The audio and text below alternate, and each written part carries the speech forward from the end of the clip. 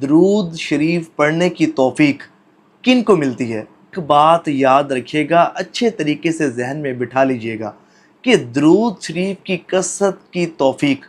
ان کو ملتی ہے کہ جن پر اللہ کریم اپنا کرم فرمانا چاہتا ہے، جن کو اپنی رحمتوں سے نوازنا چاہتا ہے، جن پر اپنی رحمتیں برسانا چاہتا ہے، جن کو اپنا قرب عطا فرمانا چاہتا ہے، جنہیں اپنی محبت سے نوازنا چاہتا ہے، جنہیں اپنی رضا سے مشرف فرمانا چاہتا ہے، اور جنہیں اپنے حبیب صلی اللہ علیہ وآلہ وسلم کی توجہ اور قرب خاص کا حقدار بنانا چاہتا ہے، جنہیں اپنے مقرب، پسندیدہ، برگزیدہ اور ہدایت یافتہ بندوں میں شامل فرمانا چاہتا ہے، جنہیں اولیاء کرام کی جماعت میں داخل فرمانا چاہتا ہے، اور جنہیں اپنے حبیب صلی اللہ علیہ وآلہ وسلم کے عشق کا جام پلانا چاہتا ہے، جنہیں اپنے حبیب صلی اللہ علیہ وآلہ وسلم کی محبت کی مٹھاس عطا فرمانا چاہتا ہے۔ اور بڑے ہی خوش بخت اور خوش نصیب ہیں وہ لوگ، رشک کریں اپنی قسمتوں پر، ناز کریں اپنی قسمتوں پر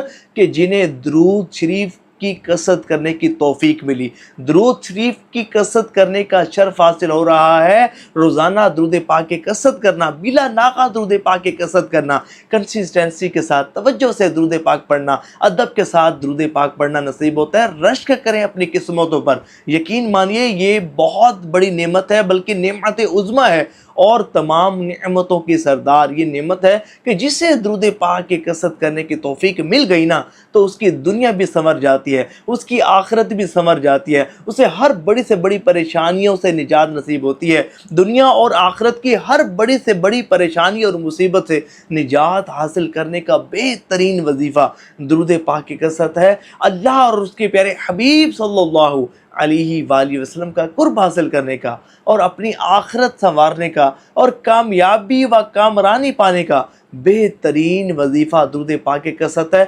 بلکہ جو چاہتا ہو کہ ہر قدم پر کامیابی اس کے قدم چومے،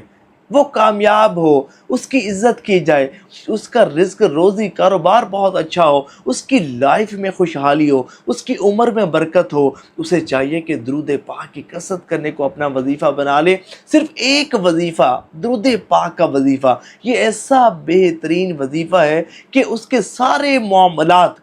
اور سب پریشانیوں کا بہترین حل درود پاک کی کثرت ہے۔ ثواب کی نیت سے شیئر بھی کیجیے گا۔